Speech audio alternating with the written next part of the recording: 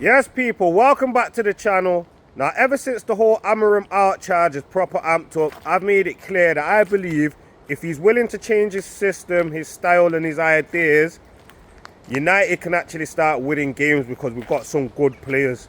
And we see that every time players leave. They might not look good here, but when they leave, you realise they're actually good players.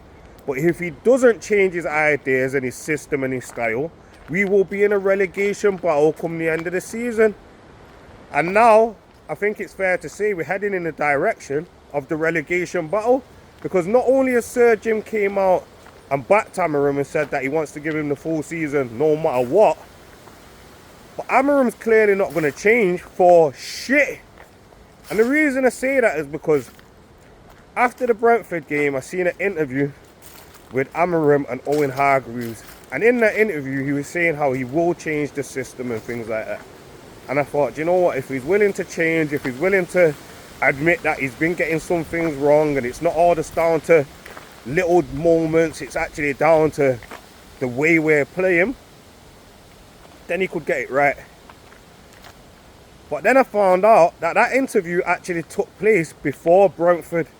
And in the Brentford game, we were losing, we were getting battered, and he still didn't go away from that system. In fact, we ended up the game with Mason Mount as our left wing back.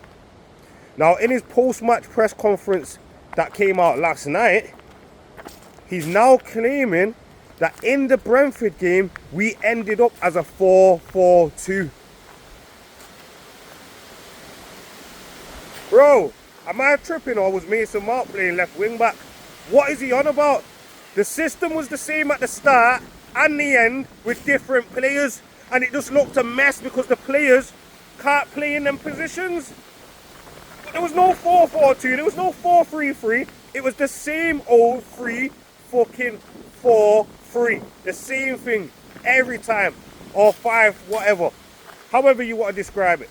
But it was the same system, same shape. What are you talking about, big man? Like, this guy just cons the public consistently. The guy is now saying, yeah, that if the system doesn't work, it doesn't work all of the time. But if it works sometimes and not all of the time, then it means you're not doing the same things the same way all of the time. Complete bullshit. Listen, mate, have you ever heard the saying, even a broken clock is right twice a day? Yeah, mate. So you get a clock that is broken, totally broken, doesn't work, but 2 times a day, it will be right. So if you're doing something that on a consistent basis is going wrong, but the odd time it goes right, it doesn't mean that it was the fucking right thing, mate. It means it just worked that day. Like, bro, some people hear that and go, yeah, he's right, you know. If it works sometimes, then. But you've got to look at the probability, you've got to look at the how many times this is happening. This is crazy, crazy stuff. So basically, he's not taking any accountability for the system, and he's blaming it on little details. Bro, listen, man. Even in the games we've won, we've not played great football. Arsenal was probably our best game, and we still ended up losing. And in other games, we've played good in spells. We've had 10 minutes here, 20 minutes there, 30 minutes here, but we've not played good in a single game. So when you're saying it works sometimes, but not all the time, listen, mate, it hardly works. It hardly works, hence why we've got 9 wins in the Premier League under Amorim. Just 9. Way more losses and even more draws. Listen, man, this is terrible. This is terrible. And it's actually crazy that a lot of the fan base just want us to ride it out and stick with him. But hey ho, what it will be will be. We're not the bosses. The men at the top are making the decisions, and I just feel they're making it a terrible decision and they're going to get it horribly wrong. When it comes to today's game, I genuinely don't even know what way it's going to go.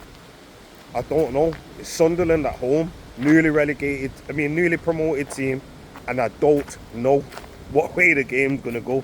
We could nick a win, get another sneaky win like we did against Chelsea or Burnley.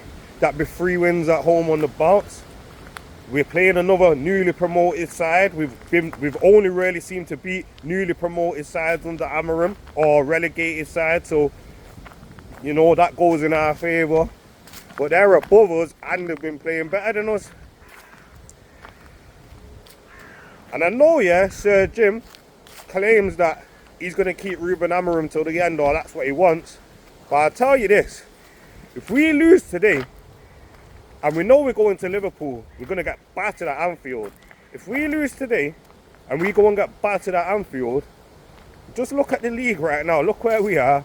Look at the teams below us. Look at the teams that they're playing over the next few games.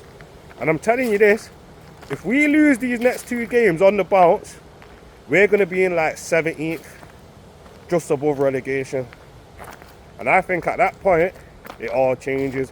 And I said this from weeks ago, the Liverpool game will probably be the end for him. And the only way it's not going to be the end is if they really don't want to pay that 12 million and they're willing to wait a few more weeks to get to November. That will be the only way, mate. What do you guys think? No?